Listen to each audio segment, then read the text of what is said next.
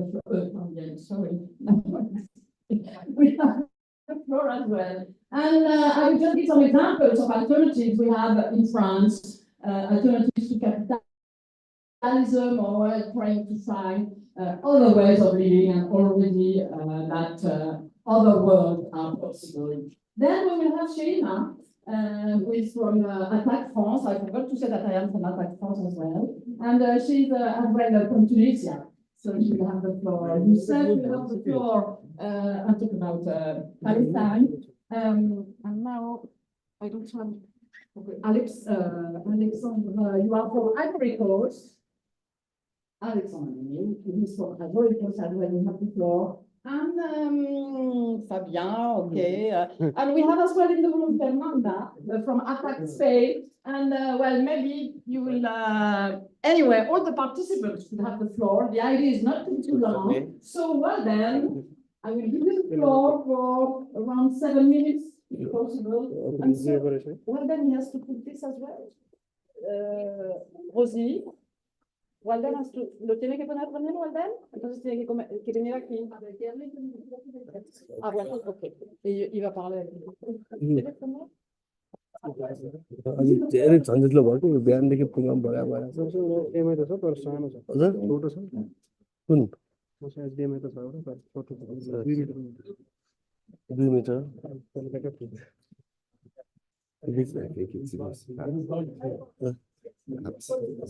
inside this. Oh, it's not true, but yeah. Hello, can you hear me? Okay. Thank you very much for inviting me. Could you put some lights, because it seems that work properly, but I don't know which device is gonna be. It's on, but it's sometimes gonna block you. Okay.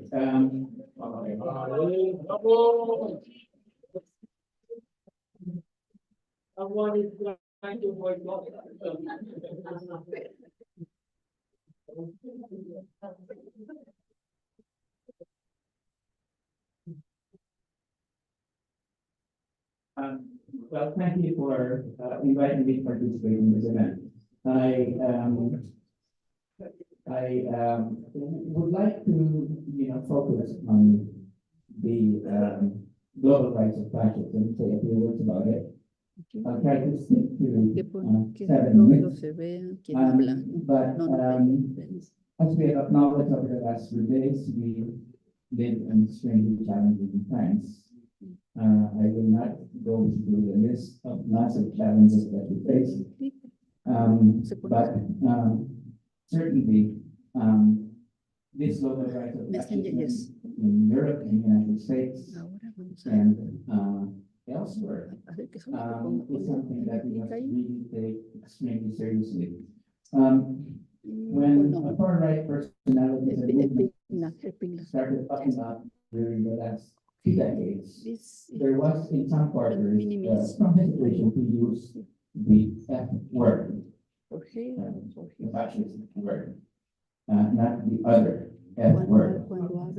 Indeed, as late as 3 years ago, I had to defend the use of the word fascist in the Cambridge Union debate against academics who were squeamish about employing it to describe the far-right movements in Europe, the United States, and other parts of the world. What Donald Trump and the January 6, 2021 insurrection have shown, however, is that the distinction between far-right and fascist is academic. Or one can say that a far-rightist is a fascist was not yet seized power, for it is only once they are in power that fascists fully reveal their political propensities. A movement or person, in my view, must be regarded as fascist when they use all or most of the following 5 features. 1, they show a disdain or hatred for democratic principles and procedures. They tolerate or promote violence. They have a hated mass base that supports anti-democratic thinking and behavior. They scapegoat and support the persecution of certain social groups, and they are led by charismatic individuals with civics and normalizes all of the above. I would like to focus on some people, aside from Trump, who fit the effort. In the Philippines, after warning before the 2016 elections that Rodrigo Duterte will be, quote, another Marcos, I wrote 2 months into the Duterte presidency that he was fascist original. I was criticized by many opinion makers and academics and even progressives for using the F word. Well, over 7 years and 27,000 extrajudicial executions of alleged drug users later, the F word is one of the milder terms used for Rodrigo Duterte, with many preferring mass murderer or serial killer. Narendra Modi has made the secular and diverse India of Gandhi and Nehru a thing of the past with his Hindu nationalist project, which relegates the country's large Muslim minority to second-class citizens. Currently, he is carrying out the most sustained attack on freedom of the press. Now, there are, I think we all know that Arundhati Roy has been charged with sedition by the Modi government, and another friend of ours, Rabir Forgiesta, who was the founder of NewsClip, has now been detained for 3 months. In Brazil, Jair Bolsonaro lost the 2023 presidential elections to Lula da Silva by a slight margin, but his followers refused to accept the verdict, and thousands of people from the right invaded the capital, Brasilia, in an attempt to overthrow the new government in a remarkable replication of January 6, 2021 insurrection in Washington. Now, Europe, which is, of course, the beacon of civilization, is the region where fascist or radical right parties have made the most inroads. From having no radical right-wing regime in the 2000s, except occasionally and briefly as junior partners in unstable governing coalitions like in Austria, the region now has 3 in power. One in Hungary, the government of Giorgia Meloni in Italy, and the Law and Justice Party in Poland, which is trying to hold on to power despite having lost the October 23 parliamentary elections.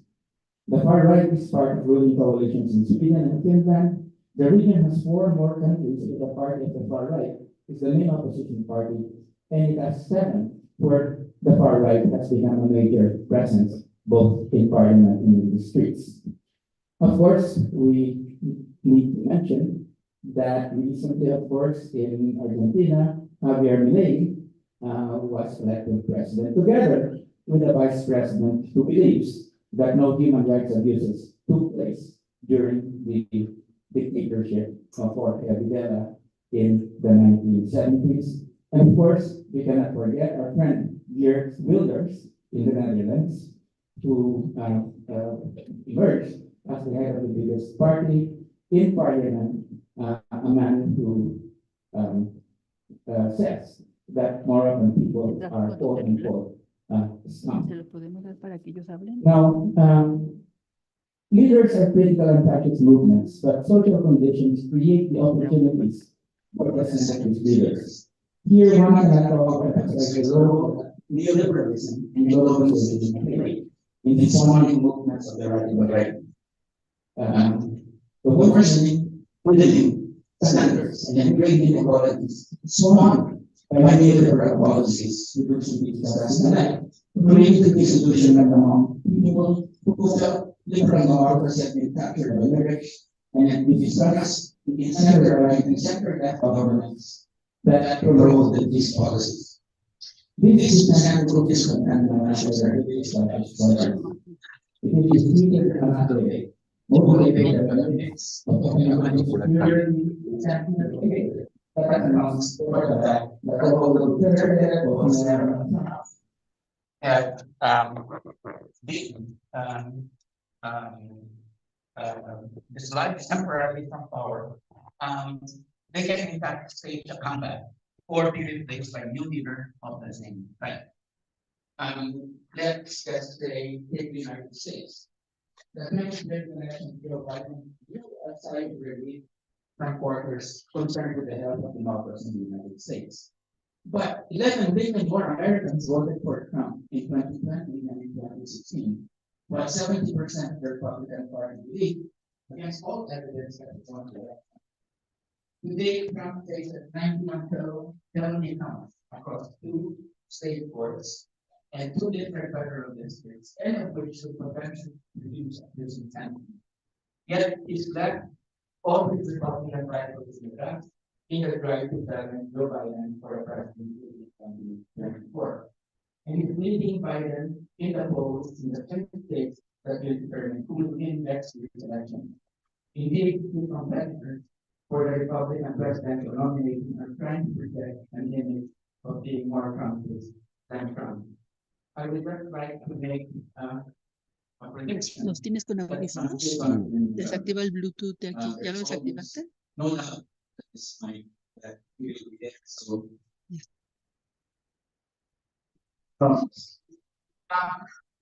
Let me just say that, however, racism, ethnocentrism, and anti-immigrant sentiment also fuel them. In fact, these behavioral or ideological drives are central to the fascist project, which is to create a cross-class solidarity based on skin color, religion, language, or culture by defining as the enemy or the big other those who are perceived to be different. It is not accidental that Hitler's project was called National Socialism. That is, it was equality, quote unquote, but only for those of the same race and not for the other. This big other is said to be the source of the crisis of the problems of one's imagined community. In the United States today, white nationalism or white supremacy is the ideological expression of the fascist project. And in both Europe and the United States, strong feelings against non-white migrants are a key feature of fascist consciousness. I would just like to add here that, and if you could bear with me, because I have a couple of, just a few paragraphs more.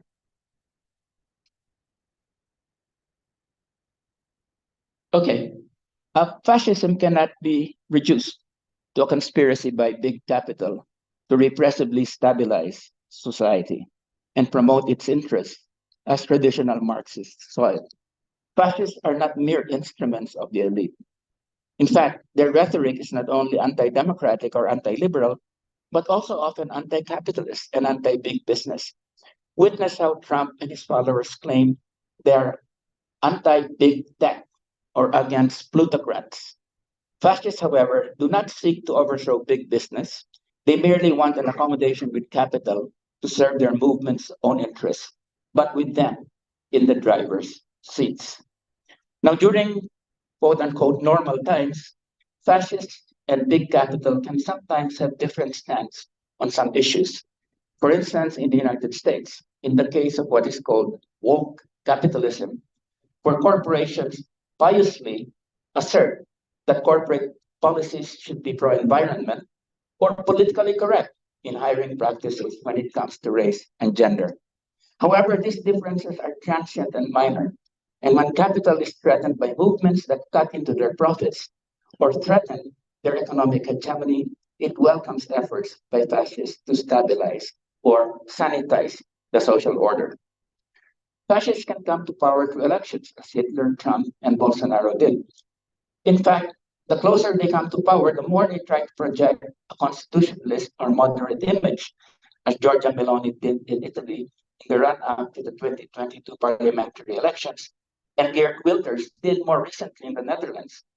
But once in power, they often seek to remain there through the use of force or violence. Violence is the main instrument by which fascists want to carry out their revolution or counter-revolution to purify society, to assert or reassert the supremacy of the traditionally dominant majority defined by skin color, ethnic identity, or culture. And this is seen very much, for instance, in India at this point, where violence has been the central element in marginalizing the Muslims and making them second-class citizens. It is so bad what is happening in India that today I had been asked by my sponsoring organization from India not to mention criticism of Modi in my talk in the morning because it was going to put them out of business. And I could understand that, and that's why I respected the wish. What I would just like to do then is to just propose a few steps by which we can counter the rise of fascism, if that's okay. And I would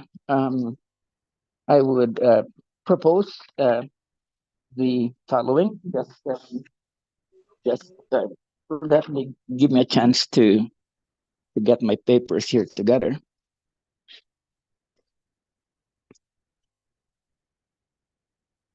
Okay, so let me propose several moves.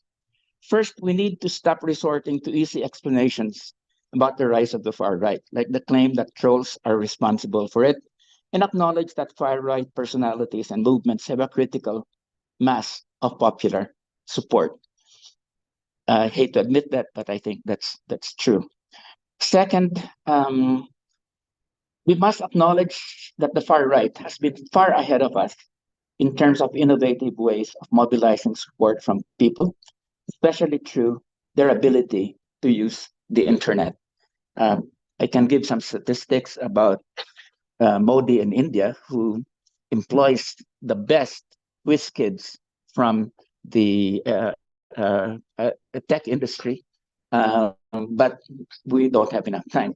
Third, we need to find ways of stopping the extreme right from coming to power in the first place, like building broad united electoral fronts, even with non-fascist groups we may have differences with, but it's much harder to remove the far right once they're in power.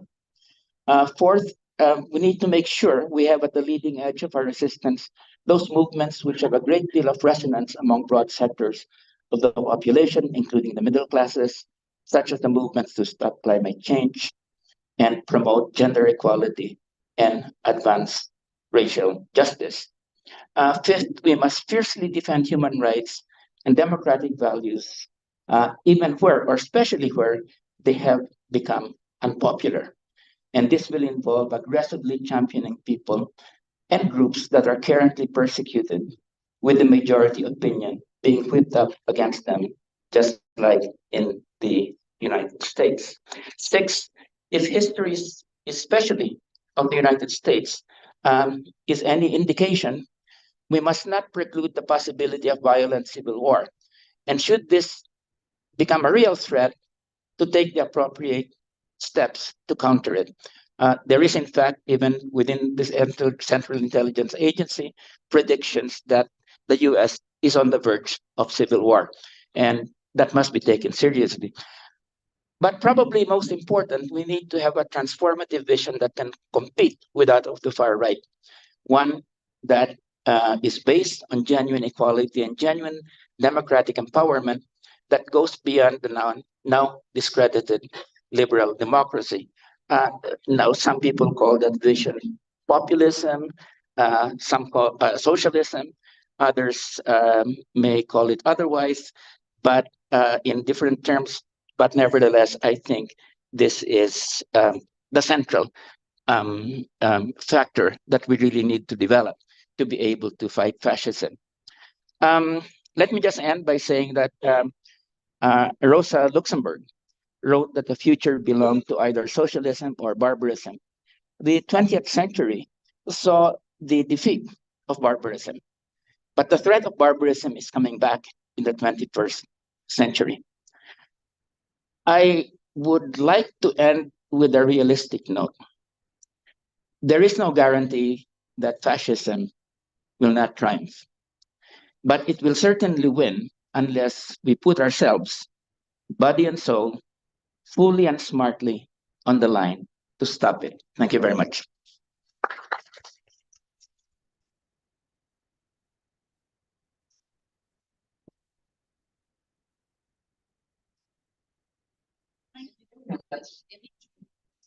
So any current reactions right now for what the is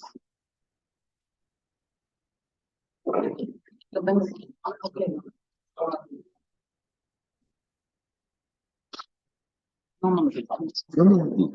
So any comment? Yes. And you need a microphone. Oui, mais donc il va lui falloir aussi le téléphone. We're going to take 2 or 3 comments.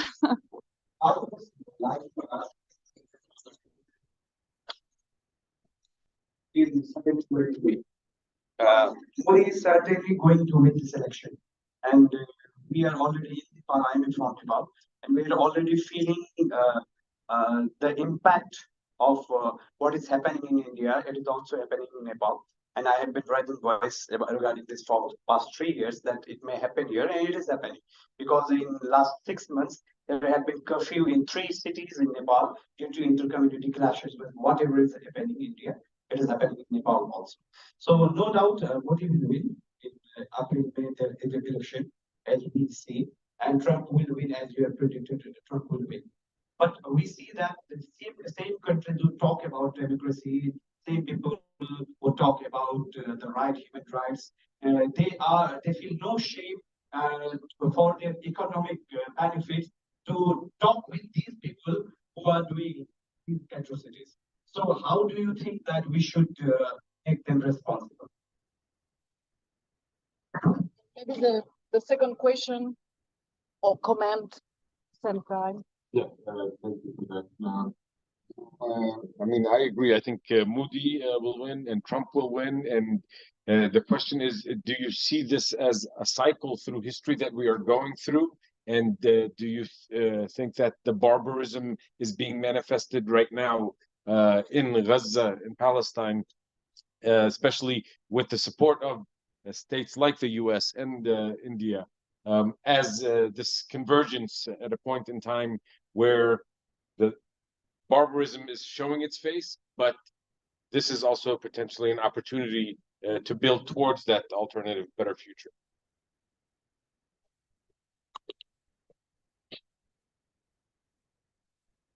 Well, thank you for the 2 questions. Of course, there is no certainty that Trump will win. Some things can still happen, but we've been following especially what are called the swing states in the US, and it seems like Trump is leading in these states at this point in time, that despite everything that has been thrown at him, he seems to be really making gains in the electorate. And Biden's age and many other things have been acting against him at this point in time. So my own sense is that we really need to prepare for another Trump presidency. The second point that you mentioned, is there a parallel between India and the United States, especially in terms of the use of reactionary ideology to create a mass among the majority population? Yes. In fact, I'm very sure that the elements of the US right are studying how Modi has become such a massively, I hate to use the word popular, but nevertheless, he's built a big political machine by appealing to Hindus in particular.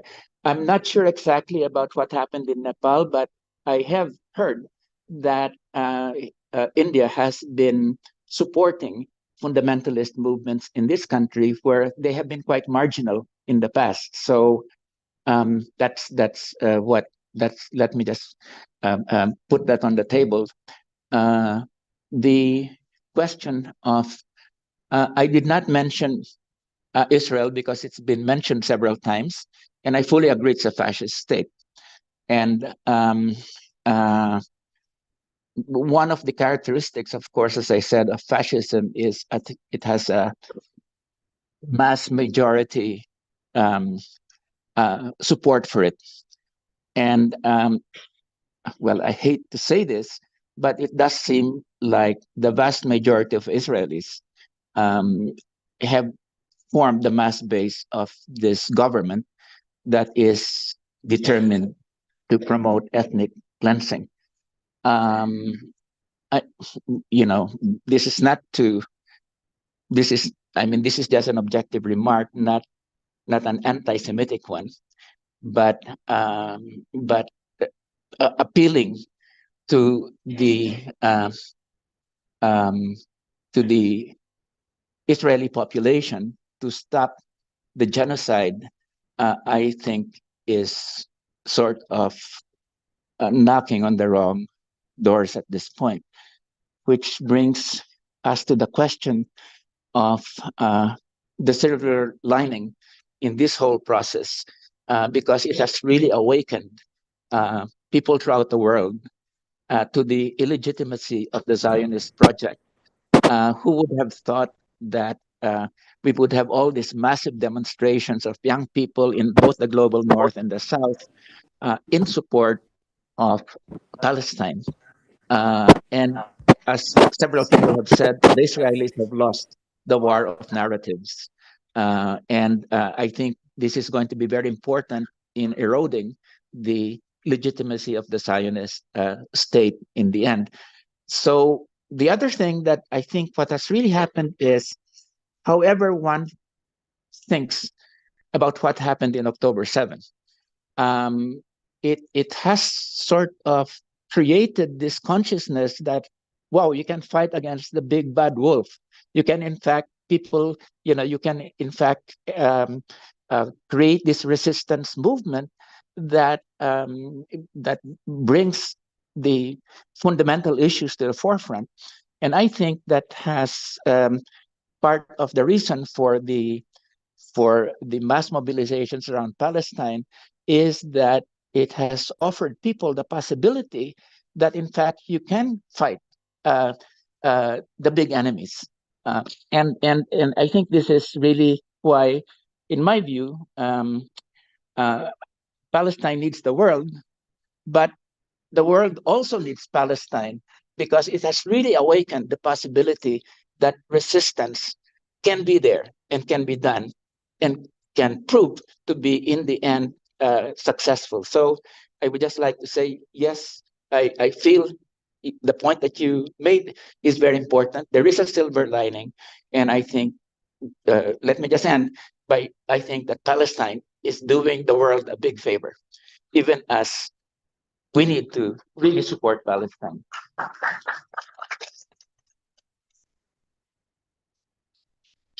Okay, thank you very much, Claudine. So we're going to go on and maybe to follow Rosa Luxembourg, if ever Trump or such ultra-liberal, neo-fascist guys could win. Should I okay like this?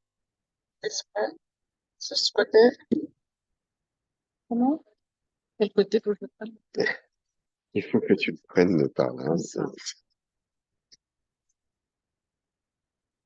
So let's come back to resistance, because there are resistance and there are alternatives in the way of living, in the way of living in the earth, in the way of transforming our economies. So I'm going to give the floor to Claudia from Mexico, and maybe in Latin America, you can give us some notes of optimism. I'm going to take. Okay. Well, namaste. It's a pleasure to be here. It's really an honor to share this panel with amazing women and men. And well, as Patricia said, I'm from Mexico. I participate in a network that uses community currency. This is in Mexico City. Well, we seek to create alternatives in everyday life. Bye, Walter. Thank you very much for your words. Well, we seek to create alternatives in everyday life.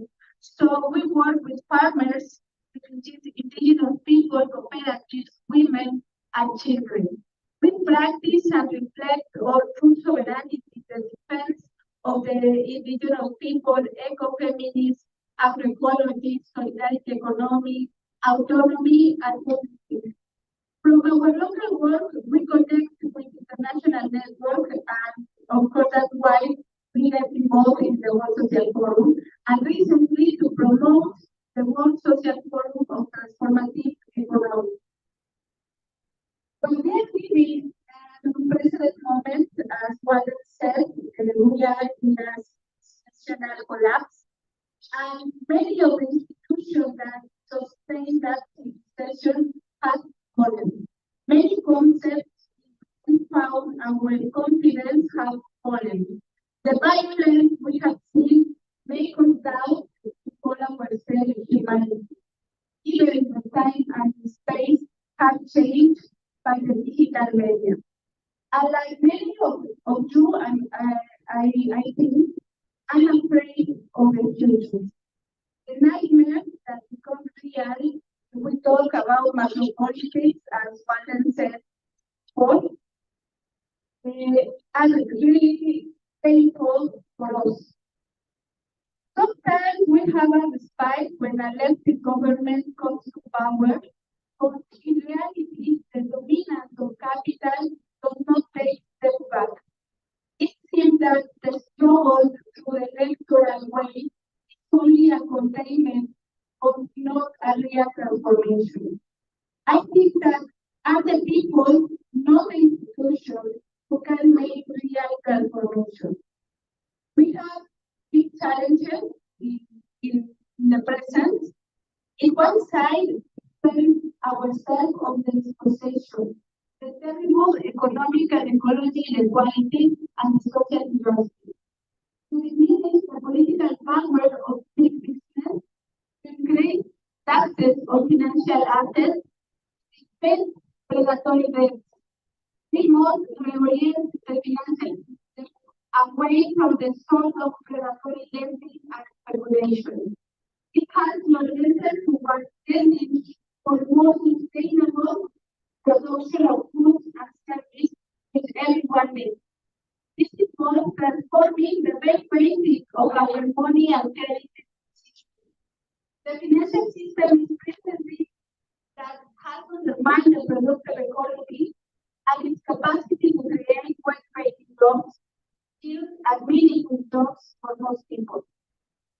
The ultimate goal has to be an economy which the market tools with their competitive inequality and scarcity play a very small role. But also, we have to go for serious changes. The feminist and indigenous movement call us to change the way we relate with others and with the nature. We have to question how we live, how we become inhabitants of the world with respect and humility. We have to create a different way to make politics, like the solidarity and the friendship.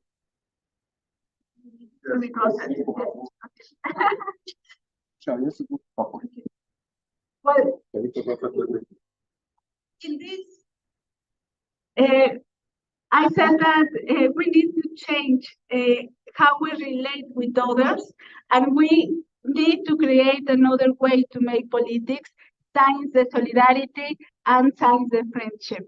That's why some networks, most of them of Latin America, some of you from Europe, want to continue make a global platform to make a strategy, thanks our local work, against the capital. We want to share what we are doing, that is a lot. There is a lot of alternatives in the world, like cooperatives, farm gardens, solidarity markets, community currencies, time banks, alternative university, many others. And we are invite you to be in the World Social Forum of Transformative Economics that is going to be in Colombia the next October of this year. And well, that's why I'm here to call you to participate, to be there, and to create with us this space.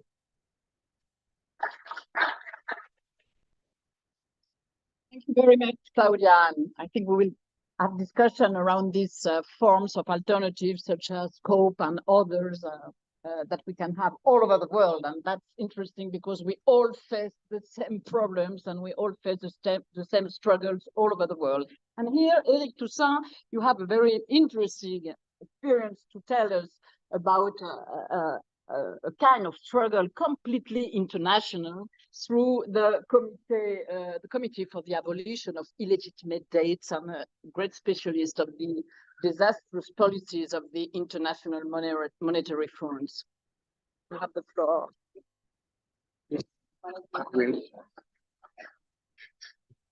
I think it's better like that normally, if it functions. Okay, I am very happy to speak at this evening. Happy to be participating with the CADTM network to this World Social Forum. I think that initiative taken by the Asian Social Forum to propose to organize the WSF this year in Nepal was a great idea, and the participation of delegation, important delegation from popular classes and the poorest of the or more exploited sectors of the society is a proof of success of this edition of the World Social Forum.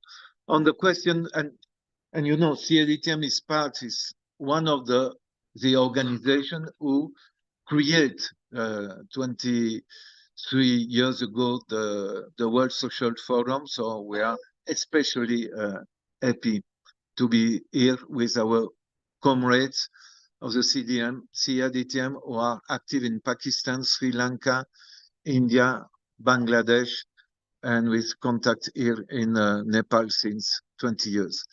My second point is to say we are living a new international debt crisis. The IMF has returned as a major actor. The IMF has signed 100 agreements in the last 3 years with so a majority of the countries of the planet, and in each opportunity, the IMF is imposing the same type of neoliberal and austerity measures. In Pakistan, it is the case. In Bangladesh, it is the case. In Sri Lanka, it's the case to speak about what is happening in the region. But because in this opportunity, in this panel, we are discussing how to confront the rise of the far right and the fascist movement. I want to say that as CADTM, we are trying to help to take a new world initiative. And normally we will be able to make it public at a broad level in the next weeks. So some words about this initiative. We are trying to help to organize. Our reflection is that Porto Alegre has been the place where the World Social Forum was born in 2001. Brazil has succeeded, the people of Brazil has succeeded to liberate themselves from Bolsonaro. They succeed to do that because the left in Brazil was able to join their forces, the PT and the PSOL and other organizations, PCdoB, and more political organizations. We think that to confront neo-fascism and the rise of the far right, as social movements, we are not able to do that alone. We should do that with the political parties of the left. So in this case, because of the nature of the World Social Forum, who in its chart of principles say the political parties are not part of the process, we took the initiative to discuss with the PT and the PSOL in Porto Alegre. And the idea is from Porto Alegre in the next week to convoke a first conference at a world scale against the rise of the far right, taking also into account the victory of Javier Milei in Argentina and what it represents as a danger for the all South America and beyond South America.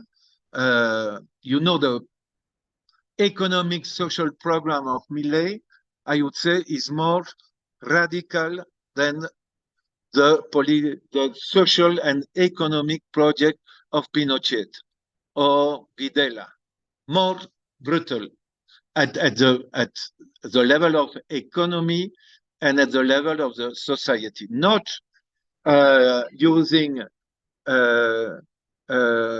murders at a massive scale now, but at the economic level is purely neoliberal and, as you know, founded on the idea of Milton Friedman, Friedrich Hayek, etc.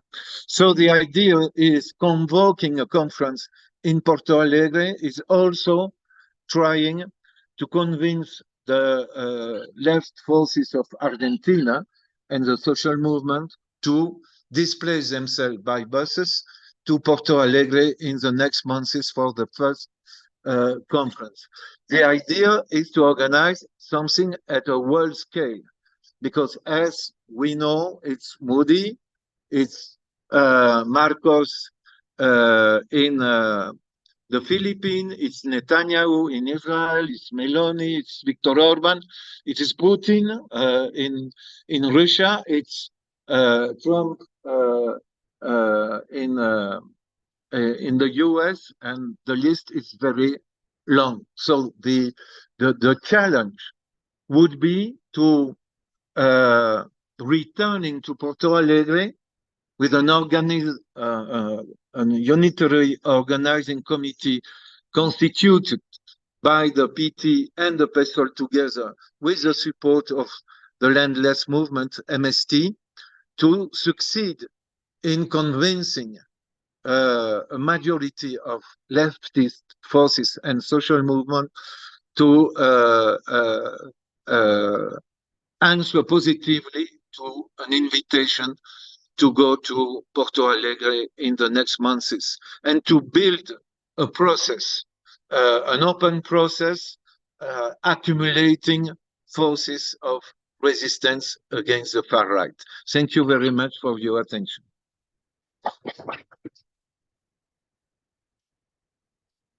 Thank you very much, Eric. Thank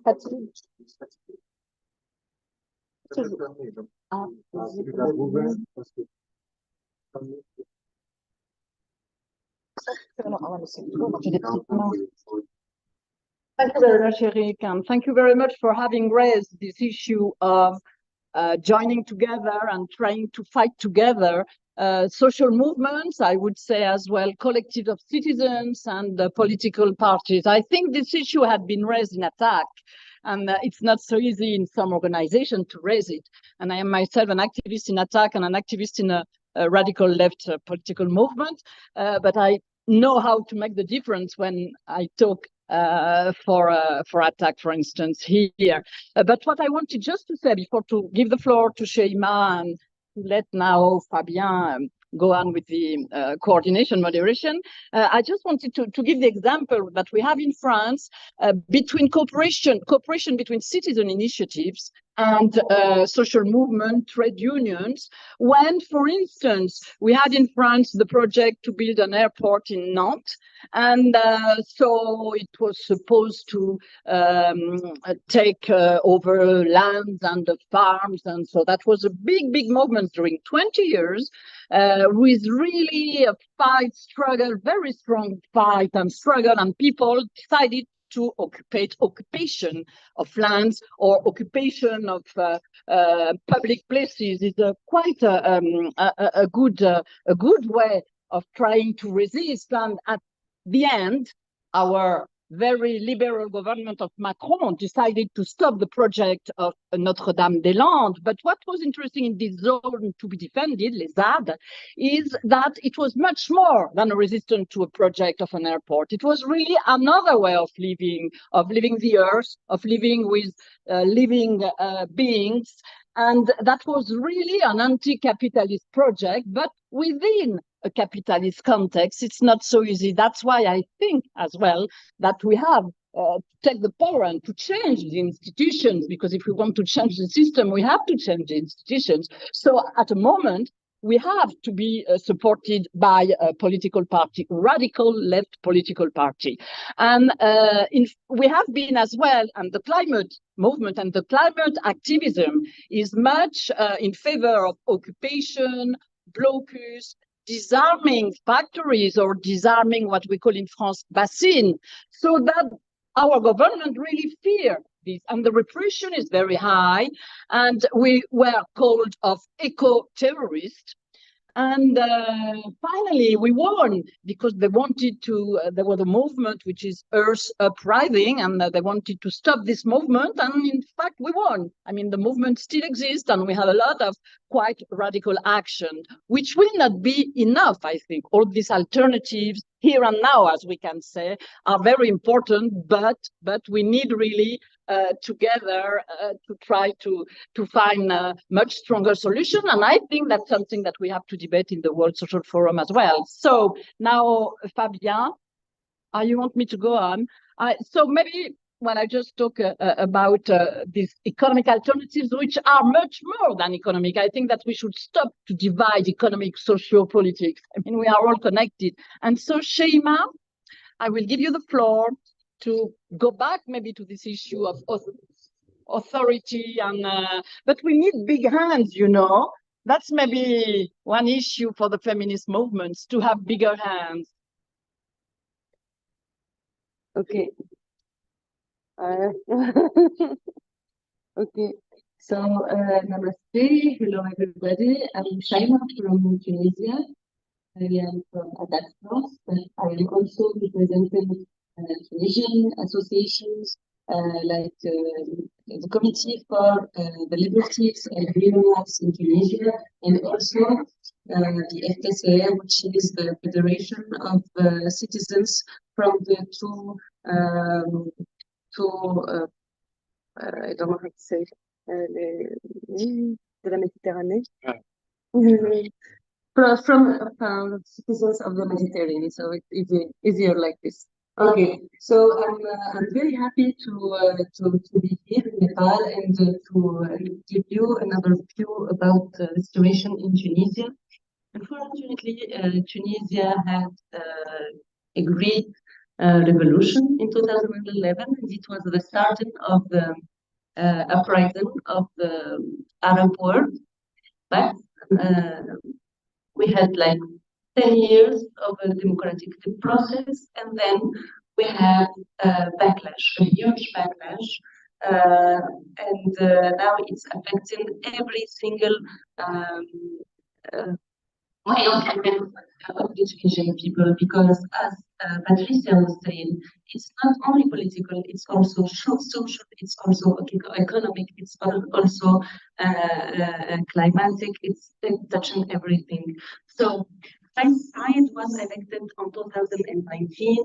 It was like national election, presidential election. It was quite good, and he was the favorite since the beginning. So once he was elected,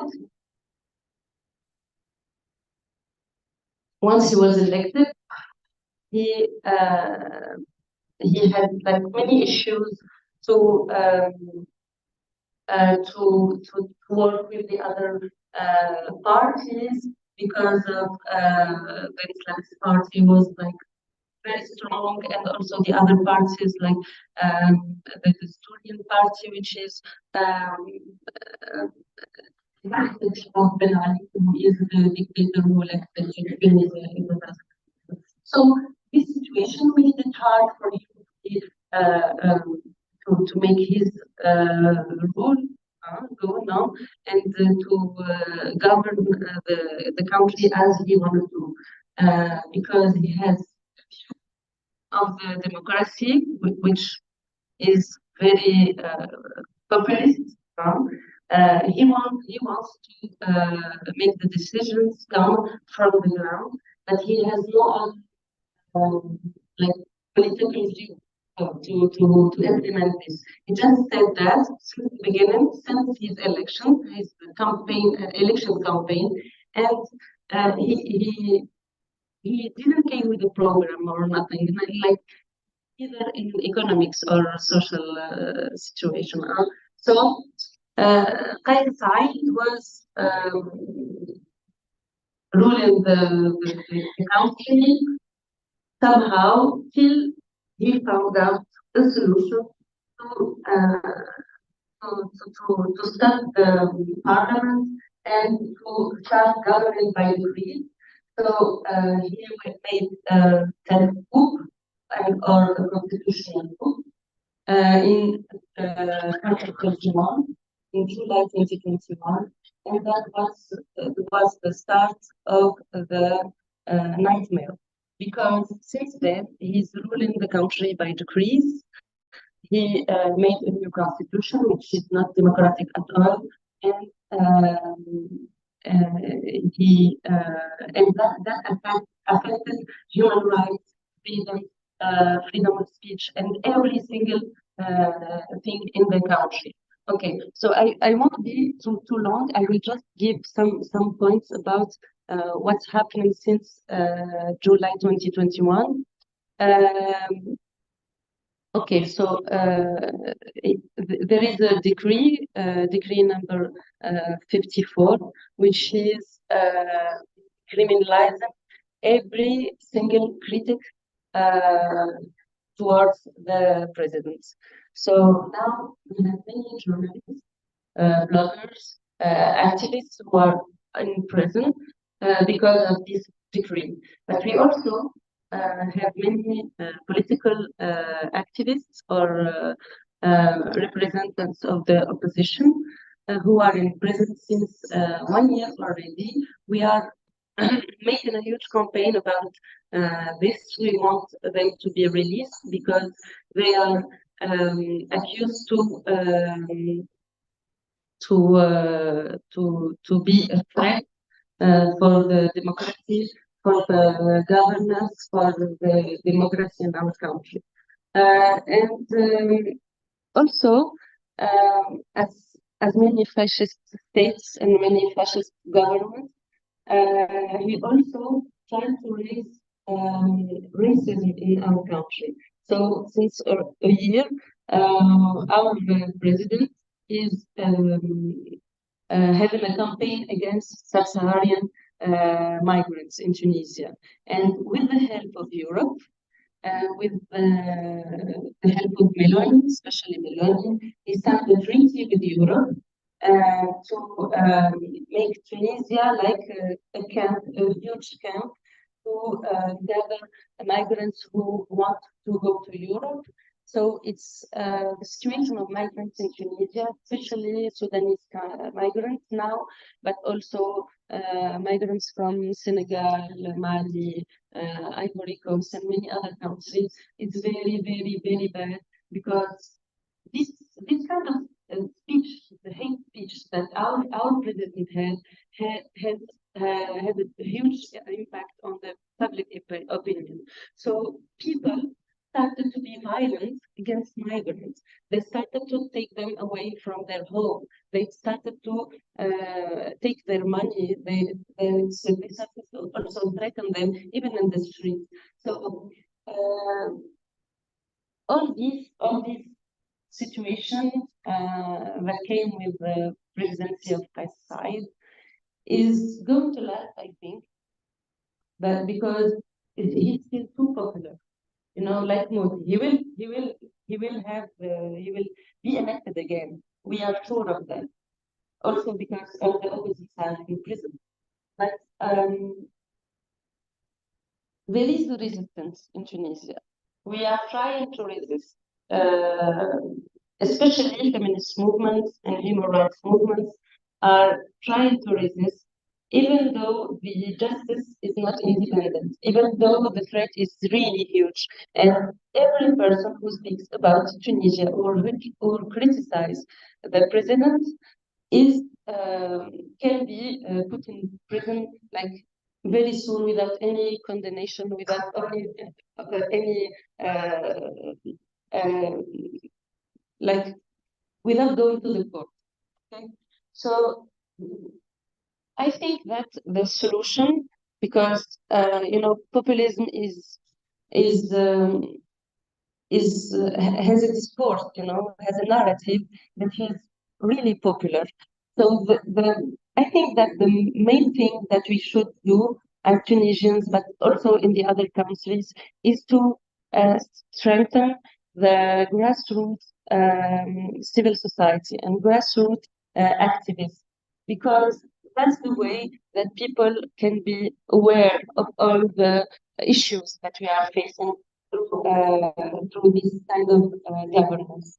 Also, we have to think about our own way to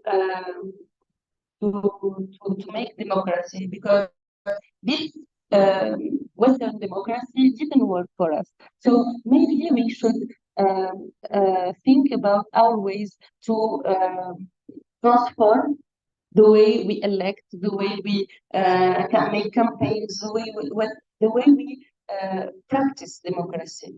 So I just want to end with a simple thing, because Carminda, our friend from Canada, said that she has hope and she has faith in women and youth. I think it's really important. But I want to say also that unfortunately, in Palestine, women and youth were targeted, and in our countries also, women and youth are targeted to be silenced, to be put away from any democratic path. So I hope, since the war on Gaza, I'm not very hopeful, but maybe I can still be a bit optimistic and say that maybe one day we will have we will get rid of Kais Said first, Modi, Modi also Trump, and all the populists or all the fascists that we don't need anymore in this world. Thank you very much. Thank you very much, Shema. We have online Rosa Goldar, importanza, que está en Argentina, así que no sé si tienen, sorry. Yeah, sure, but you know, I got mixed. So hello, Rosa. You are in Argentina, so I don't know if you can be optimistic, as the last words of Shema were. So I let you the floor now. If it is working, I don't know if it will work. One moment. Apaga el micrófono del celular. Apaga el micrófono del celular. ¿Ya lo apagas el Hello, micrófono? Apágalo. everybody. Apagar el micrófono de la sala de Zoom. Aquí. And I hope that Youssef and Adelante. Alexander are still okay. You're not yet? Just 20 minutes at this school. I don't know what time it is in Argentina, but it might be very early in the morning, not maybe. Adelante, Rosy. It's very morning. Okay. Good morning to everybody. My name is Maria Rosa Goldar. I'm from Argentina. I'm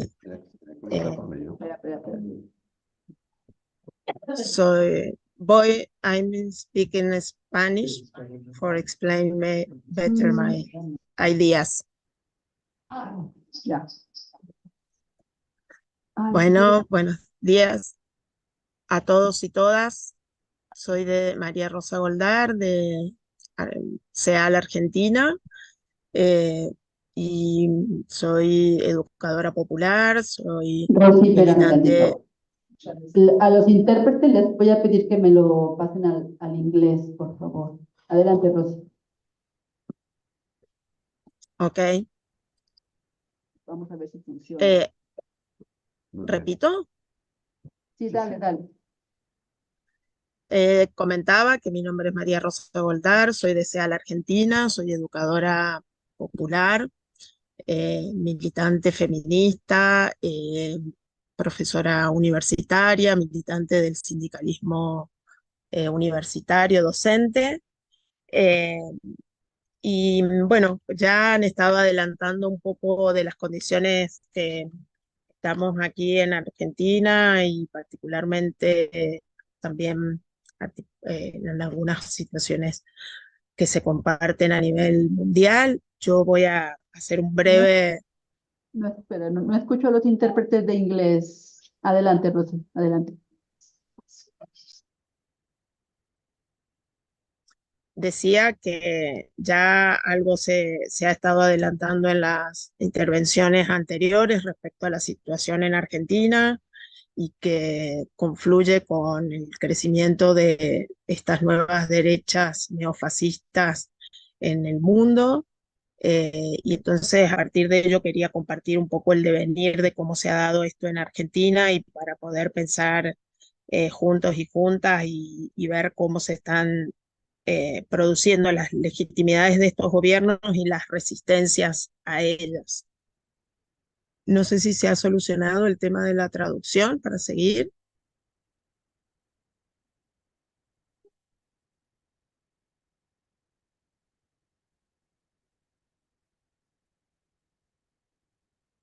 Para continuar. Adelante, Rosy, adelante. Sí. Bueno, como algunos de ustedes seguramente conocerán, en la Argentina y en el Cono Sur tuvimos justamente en el año 2023 se cumplieron 40 años del retorno a la democracia luego de feroces dictaduras militares que no solo estuvieron en Argentina, sino en varios países del Cono Sur de América Latina, como en Uruguay, Brasil, Paraguay, Chile. Si bien las salidas de las dictaduras produjo un gran entusiasmo con las democracias y con lo que las democracias podían implicar como formas de vida y de crecientes reivindicaciones para mejoría para las condiciones de los sectores populares, en nuestros países han habido alternancias si bien por la vía electoral, de gobiernos más de corte popular, de defensa de los intereses nacionales y populares, y alternancia con gobiernos neoliberales.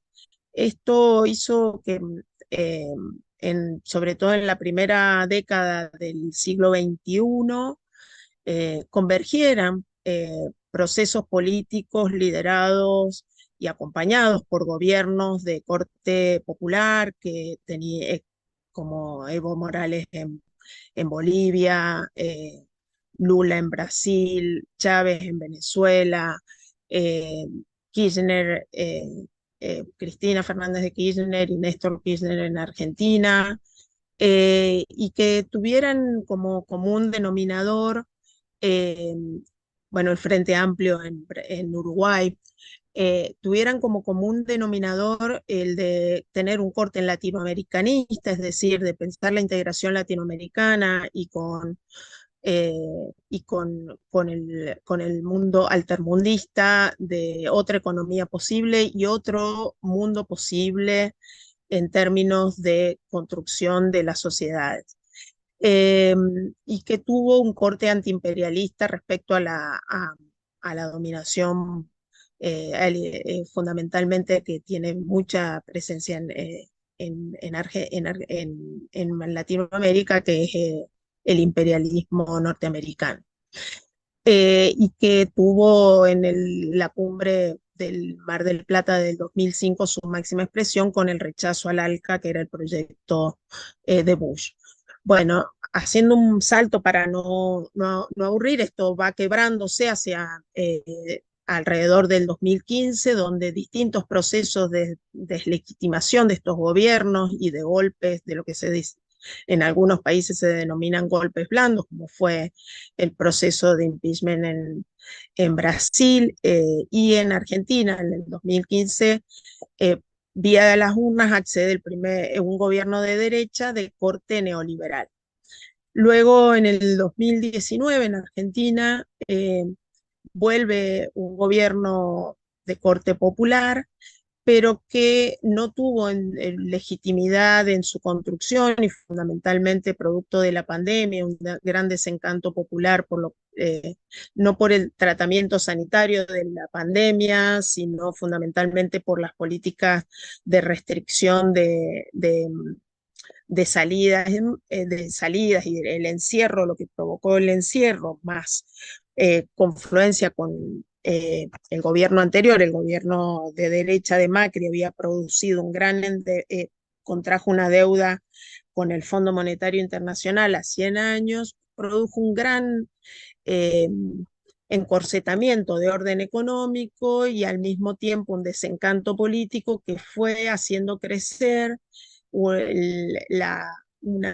desencanto popular y que encontró en la figura de Javier Milei un personaje que viene por fuera del mundo de la política y que tenía presencia en los medios de comunicación popular y un estilo personal que hizo como de fuerte identificación con algunos sectores, particularmente juveniles, que finalmente en un proceso electoral muy parejo, pero que en segunda vuelta, en noviembre, hacia finales de noviembre del año 23, lo llevan al gobierno nacional. Es un gobierno que identificado con políticas que ya no serían de corte neoliberal, sino de un fundamentalismo de mercado, identificado con la escuela austríaca en economía, que es de las más radicalizadas y fundamentalistas de mercado y reconocido con los liderazgos con los liderazgos de Netanyahu y de Trump, por ejemplo, para dar cuenta de estableciendo un corte con una política que se venía llevando de alineamiento político del gobierno anterior con los BRICS. Este gobierno lo que rápidamente implanta es lo que se denomina una política de shock, porque se atribuye al fracaso del gobierno de derecha anterior, es que fue gradualista, entonces que ahora tienen que aplicarse las medidas como medidas de shock.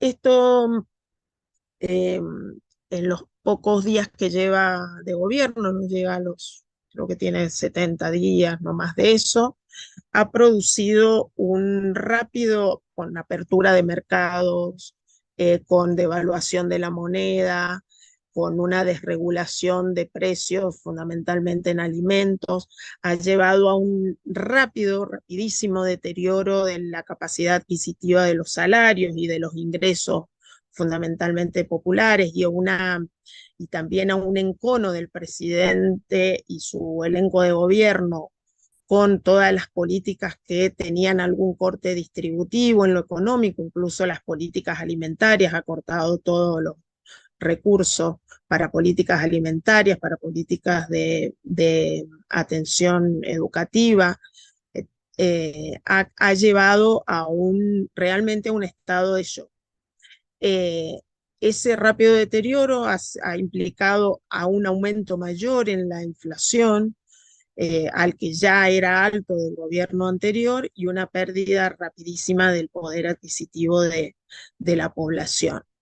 Y rápidamente ha habido una otra medida, que es la que me interesaba también comentar, que es la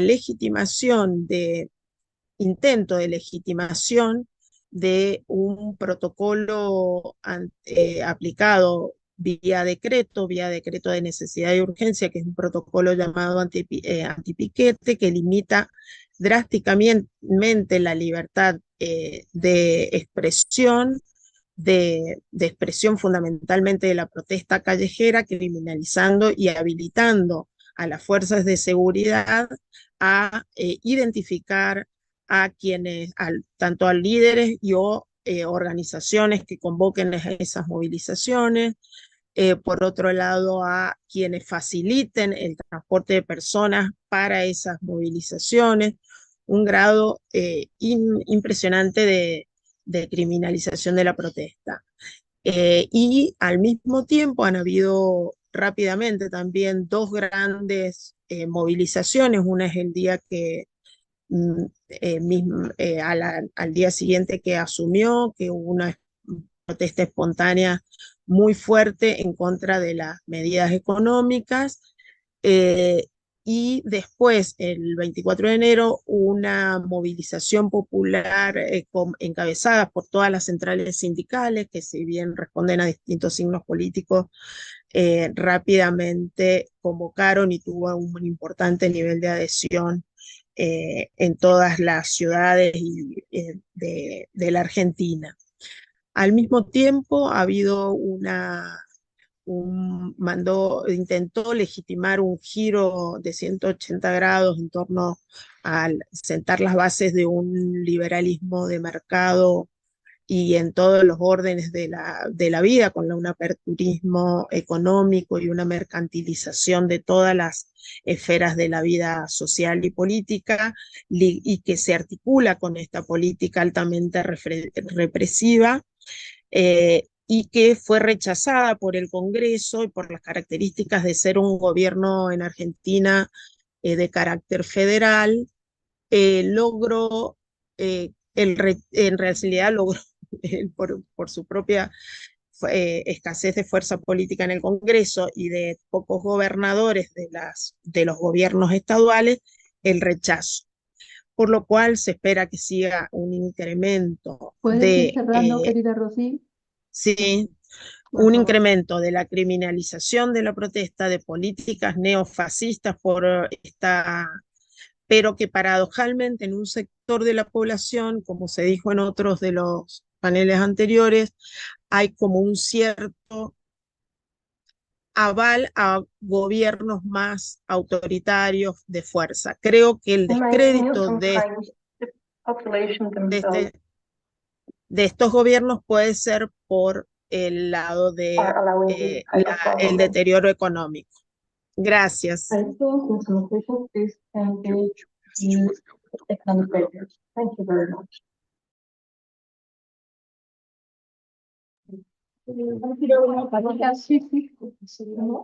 Así está.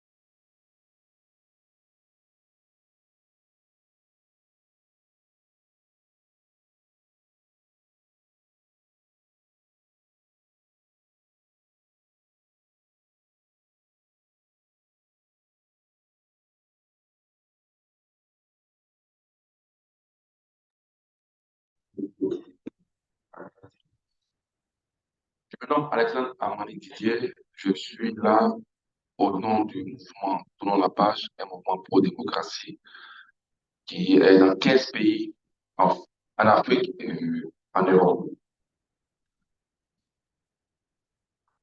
Fabien m'a demandé de partager mon point de vue sur le rôle des jeunes dans les mouvements citoyens pro-démocratie. La jeunesse est le fait de lance de la lutte citoyenne, aussi bien en Afrique qu'en Europe. Et cette jeunesse est de plus en plus en quête et exigeante vis-à-vis de leurs dirigeants. Et il faut retenir qu'en Afrique, nous avons 400 millions de la population qui est jeune, qui a entre 15 et 35 ans. Mais malheureusement, elle n'est pas dans les instances de prise de décision. Combien de jeunes sont au Parlement de l'Union africaine? Combien de jeunes sont au Parlement de la CEDEAO? Combien de jeunes sont dans les différents pays, soit ministres, directeurs, élus? Très peu. Lorsque les organes, notamment les institutions qui doivent garantir leurs droits, qui sont sûrement le Conseil constitutionnel ou la CEI, Commission électorale indépendante, pour ce qui concerne les élections, et les mécanismes traditionnels d'expression de leur choix, qui est normalement les élections, le vote, sont à la solde des dirigeants pour manipuler. Les jeunes n'ont qu'une seule alternative: utiliser les moyens citoyens, les moyens populaires des mouvements citoyens pour la démocratie. C'était le cas au Sénégal en 2011, lorsque les jeunes activistes, chanteurs, écrivains ont constaté du népotisme dans la gestion de la chose publique. Et mieux, la volonté du président Abdoulaye Wade de faire un troisième mandat.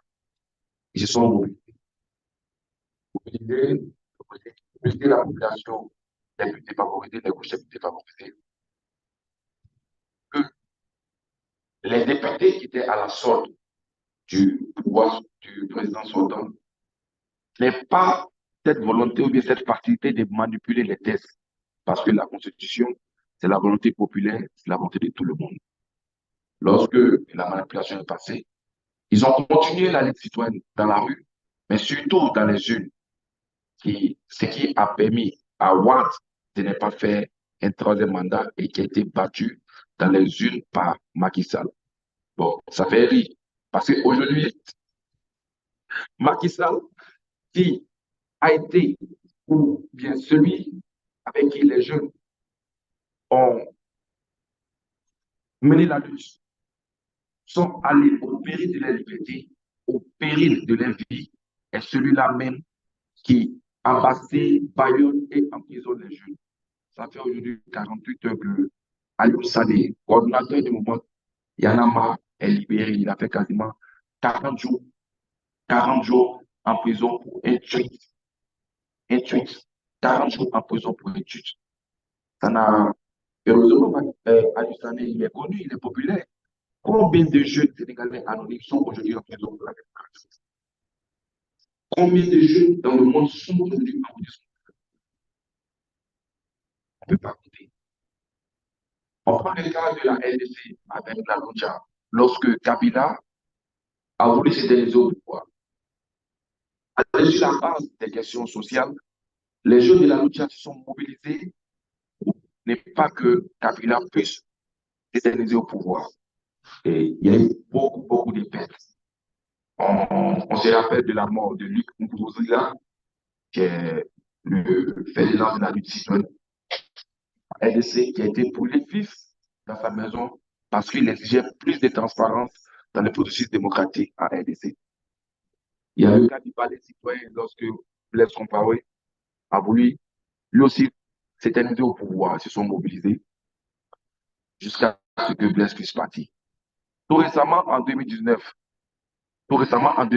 en Guinée, avec le FNDC, où là, nous avons nos camarades de Tournons la page, Ibrahima et Foniké, qui, parce qu'ils réclamaient plus de démocratie, ont été emprisonnés, sont allés en exil. Et beaucoup de nos camarades sont aujourd'hui en exil. Ça, c'est pour les mouvements qu'on connaît. Mais aussi bien dans les pays autoritaires, où il y a la dictature, que les pays où il y a des semblants de démocratie, les jeunes continuent quotidiennement au pays de la vie et de la liberté à porter la lutte citoyenne. Parce que lorsque nous sommes dans un État où les institutions qui devaient être à même de garantir la liberté et la volonté populaire sont tronquées, sont manipulées, il n'y a qu'une seule alternative qui s'oppose à nous. C'est la lutte citoyenne, c'est la rue, c'est la mobilisation citoyenne. Et seuls les jeunes qui le portent.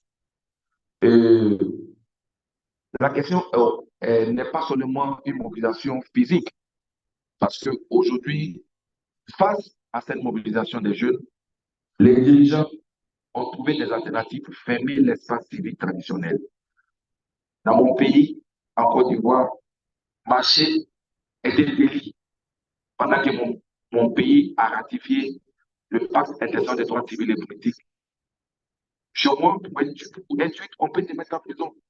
Parce que derrière, ils ont fait des réformes qui ont fermé l'espace civique numérique.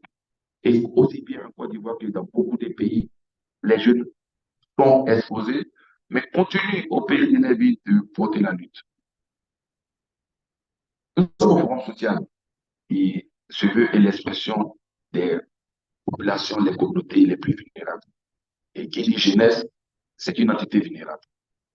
Qui dit jeunesse, par rapport au ratio démocratie-population dans les communautés, normalement, on doit avoir beaucoup de jeunes aux instances de prise de décision. Bon, je ne suis pas un des jeunes, mais moi, je suis plus jeune. Naturellement, c'était un jeune qui devait être ici pour parler, témoigner, expliquer, exprimer les difficultés qu'il rencontre au quotidien. Donc là, à cause de discrimination, les jeunes devaient être ici pour parler à leur nom. Parce que comme on est chez nous, on prend le bonheur de quelqu'un sans son avis, c'est son bonheur. Ne peut pas décider de les jeunes, sans que les jeunes même soient associés quotidiennement à ces choses. C'est donc aujourd'hui que bon nombre de nos camarades militants font dans la politique parce qu'il n'y a plus d'alternative. On s'est dit qu'on est jamais mieux, on décide. Parce que lorsque, au quotidien, on est primé, on est tué, et que ce ne sont que des déclarations, ça nous amène tous à réfléchir. Donc, je vais terminer mon propos là pour dire que les jeunes sont et demeurent les piliers de la lutte citoyenne dans le monde, aussi bien pour le mouvement pro-démocratie qui aujourd'hui devient de plus en plus difficile que pour les mouvements des questions sociales, des questions de dettes, de corruption et autres. Que cette lutte puisse porter, parce que bon nombre de ceux qui quittent en prison tournent la page à la lutte, ne peuvent pas continuer, soit parce qu'ils n'ont pas été employés. C'est de voir que la lutte citoyenne et le forum social peut demeurer une alternative d'expression des populations et particulièrement des jeunes. Je vous remercie.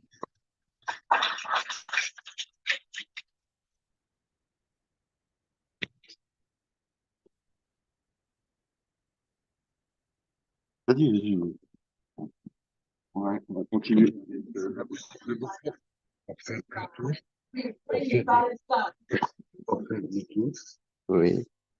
Oui, mais si ça va, ça va couper le micro. Non, you can speak English. No, to speak direct by the. Ah. Comme ça, you do. Ah non, non. Okay.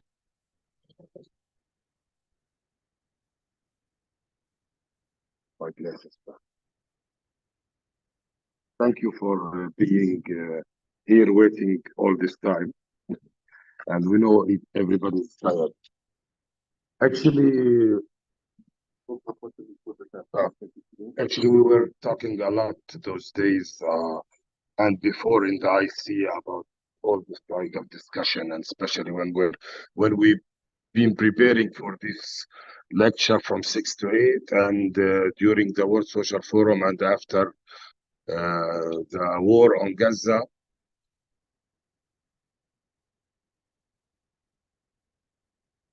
Oh, yes.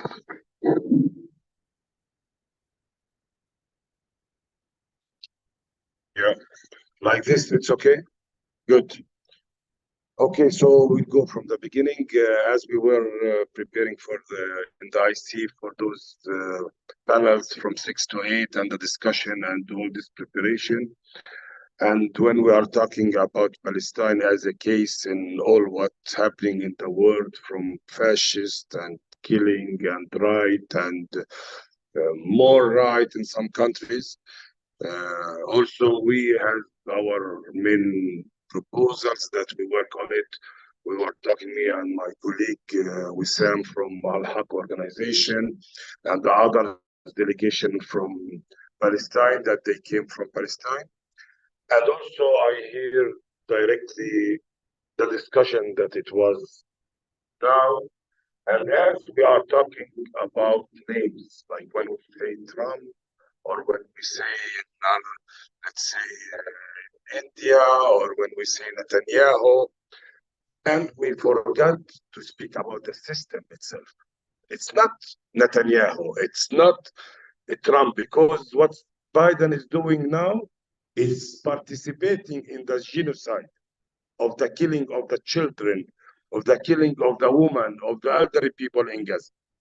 And when we are talking about India and the economic partnership with the Israelis on the many issues, it's also is participating in this genocide. So when we are talking about names, let's concentrate to talk about the system itself. And when we are talking about this kind of system, I will give some examples, for example, about Europe in general. Europe in general, and the visit that the president of the commission, she made during the beginning of the genocide in Gaza, to go to Gaza, to Israel, and give solidarity to the Israelis and to give cover for this regime, this system, this Zionist system, to go on with the genocide. And the same, the president of the European Parliament, she made the same. So we are talking here about the system. We are talking about mentality of colonizing, colonial system, that it's here. I'm talking as example in Europe, but this example is going on other countries, because when you are talking about right-wing or more far right is going there because he's connected to this system and he has the support of this kind of system. And when we are talking about Israel, we are talking about the baby of this system, that it's been built on the death of the Palestinian in 1948. And we can't speak about October and to forget the Palestinians and the cause of Palestine from 1948.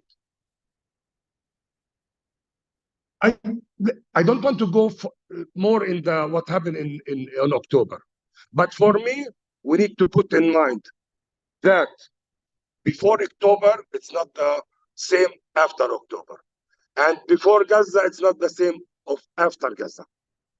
We see all that the system of a human right of justice is collapsed.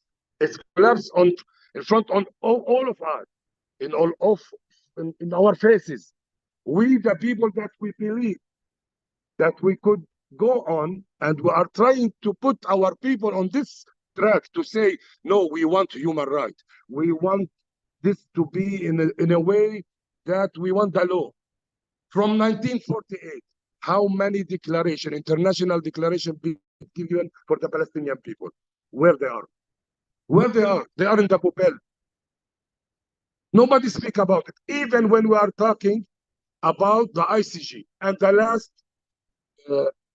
let's say, things happening there, and we respect what South Africa did because they show exactly those, the American, the European, this kind of system.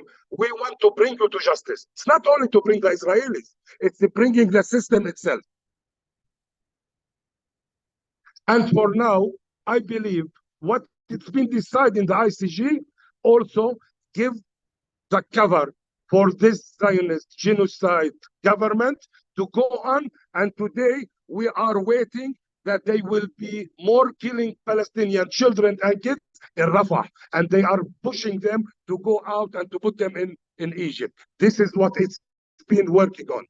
The visits of the Foreign Affairs Minister of the American, it wasn't to make the ceasefire or to speak to Netanyahu. No, he's trying to make this and to make this system accept, because they are pushing even to the Arab countries by the Abraham Agreement and by the other economic relations. So for us, we need really, because we think the only alternatives, it's on the table, it's in front of you. And we have to make it clear. When we're talking about leftists and when we're talking about a human rights organization, also I will give another example from France.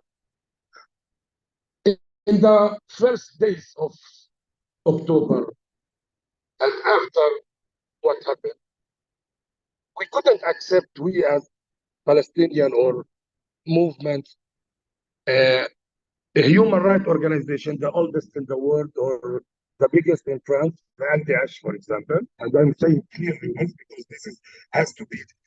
Always we need to show exactly what's going on.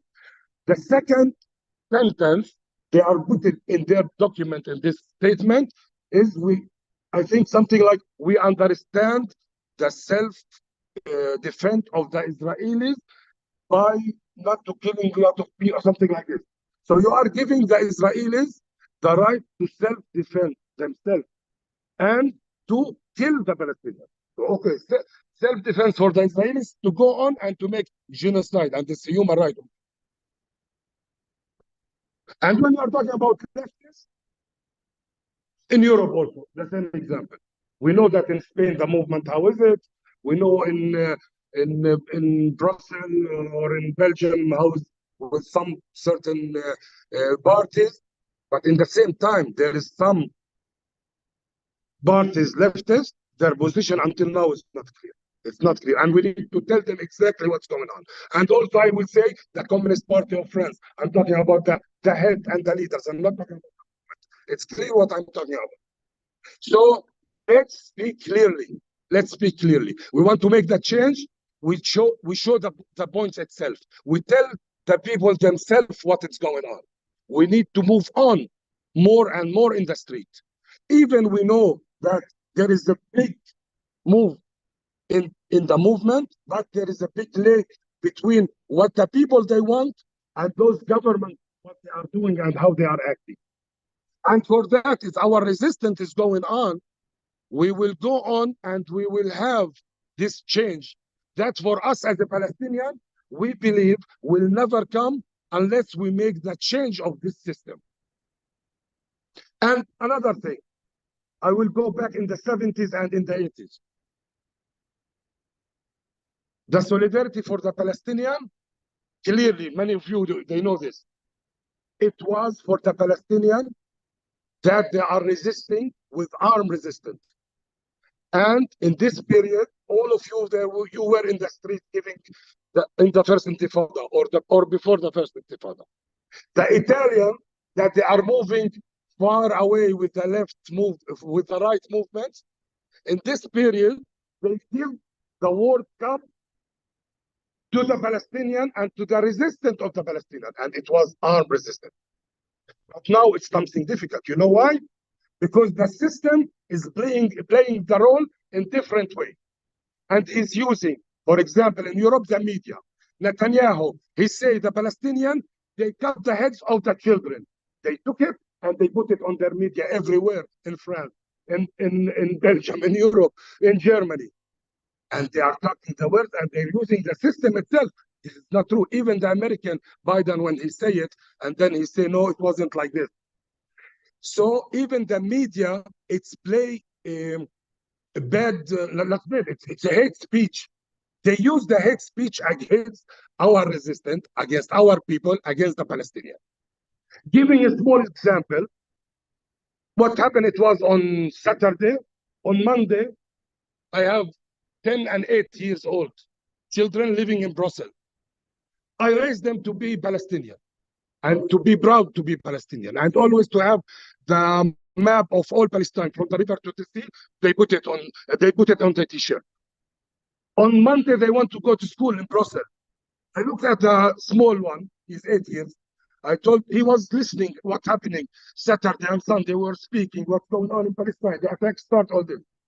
And then I looked at him. I told him, please, Baba, don't take this t-shirt to the school today. Please don't wear this t-shirt because it was the map of Palestine and it's written Free Palestine. I have to say this for my child that is 8 years because I feel the hate in the streets against us as a Palestinian. And this is what they're playing everywhere. So let's move from here. We know that we have alternatives together to build. It's the resistance against this system. It's the resistance against this regime. The Palestinian, even or what's happening now, and for me and for the Palestinian, we are paying a lot, more than 35,000 martyrs. 11,000 of them, they are children. We are paying this not only for our freedom, it's for all you, for your freedom. Your freedom that when you go to France and the decision being taken, you can demonstrate for supporting Palestine in the streets. And when you go to the street with the kufiyya, you pay 100 euro because you are demonstrating in the street. And it's not only this, because before that, the French, they were demonstrating for the law of the 40 current retirement. What happened? Nobody cared of this. They went to the parliament and they changed the law. This is the system of Macron. And this is the system that is using it here and there. And before, you have many movements in France. So the regime itself, where it's going. Now we have election in Europe, the European election.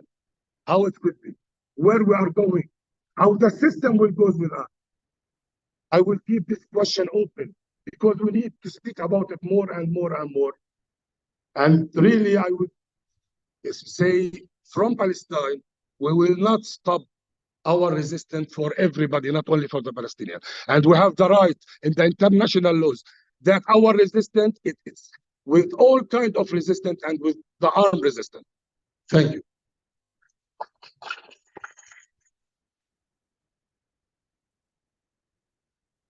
Thank you so much for this strong, presentation of the situation and of the responsibility of the systems and not only of men. And thank you, really, well, it's very moving.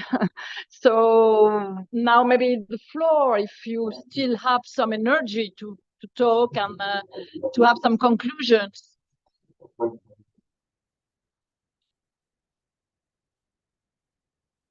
Yes, don't forget this.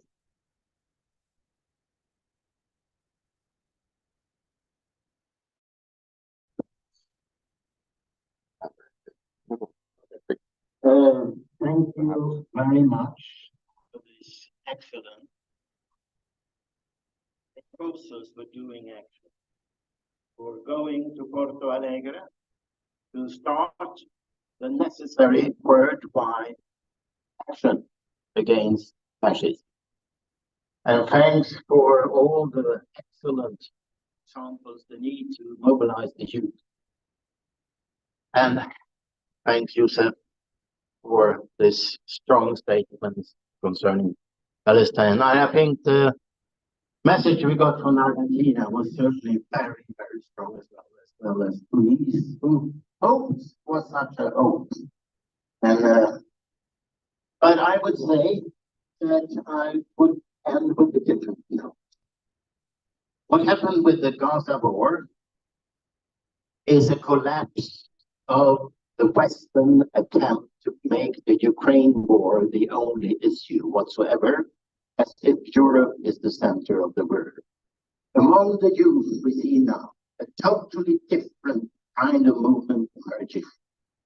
And it's not only what one would believe, that or peace movement, anti-imperialists. It's even the climate justice movement. Fridays for Future, Greta Thunberg, has been able to mobilize in all over the world for the climate justices, have addressed also Palestine solidarity. And this connects very well with what we now said. It is not enough with the land and trade unions and so. We also need to build the alliance, those concerned in the middle class, feminism, environmentalism, and so on. And I would suggest that we have to end with an action decision at this World Social Forum. Tomorrow there will be a word assembly on struggles and resistances. It takes place 15:45 to 17:15 at Tao Dagir. It is announced in Spanish in the program. Asamblea Mundial de Luchas y Resistencias. The title is actually Word Assembly, Struggles and Resistance, also in the English version. And we've been struggling and hope we can change it, but even into English. But I do believe that we have missed the next time we will make better marketing for these segments, including the Word Assembly. But that is not the important thing. The quality of this a panel to merge two was exactly what the world needs today. We cannot discuss economic different from the issue of fascism, nor from climate, etc. And this is exactly my proposal, is that we tomorrow make a common decision saying we need an action day. And ask then the Palestinians and maybe the International Peace Bureau for when that date is clever, with the following demands. Stop the genocide and the ethnic cleansing in Gaza and elsewhere. Ceasefire now and peace talks in all force. And finally, what we need to bring all the movements together. Disarmament for social and climate justice. Thank you.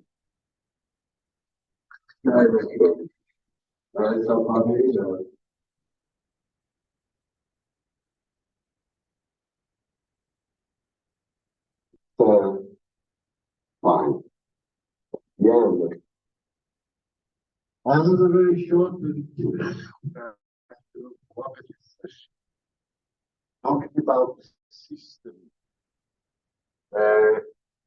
What has been the responsibility of left party of all when they were in the government under the deterioration of the situation?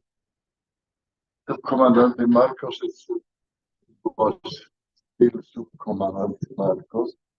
He said at a certain moment, the left, when it's struggling for power, is very good, but once they are in power, they are very bad. And this is an element I think we should not forget, because there are alternatives which have been developed by, for instance, by the World Social Forum. But once let's look to Nicaragua, Venezuela, every country where it's at the leftist power, they did not implement the minor thing about it.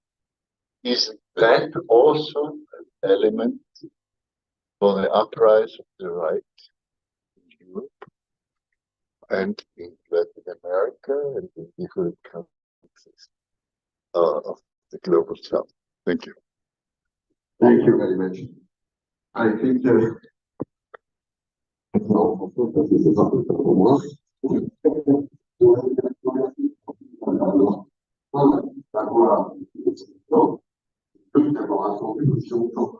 merci à vous. Énormément. J'ai entendu j'ai compris, mais le fait de se parler déjà un petit peu, on peut aller dans la publicité, mais en tout cas, ça me semble aller.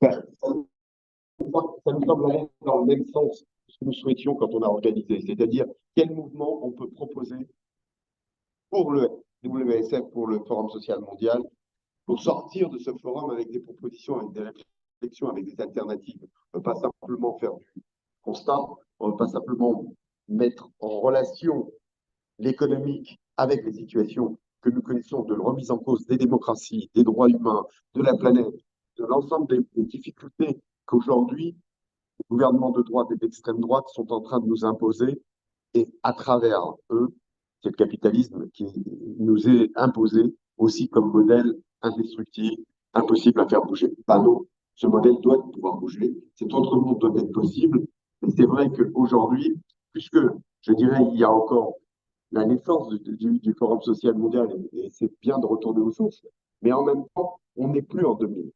Et donc, il faut à la fois revenir aux sources et en même temps se projeter sur les décennies à venir, parce que comme tu disais, les jeunes ont besoin aussi de perspectives où ils se sentent pris en compte dans leur vécu d'aujourd'hui. Et je crois que c'est toutes ces questions-là qu'il va falloir continuer. On a encore un jour de forum.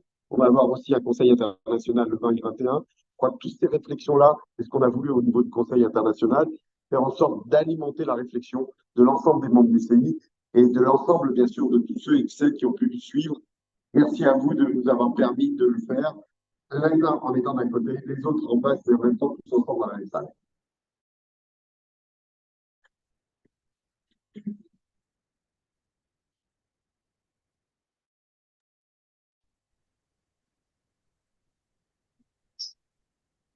Gracias, compañeros. Nos vemos mañana. Chao, chao. Mañana tenemos asamblea de la tarde de Katmandú y luego mediados global.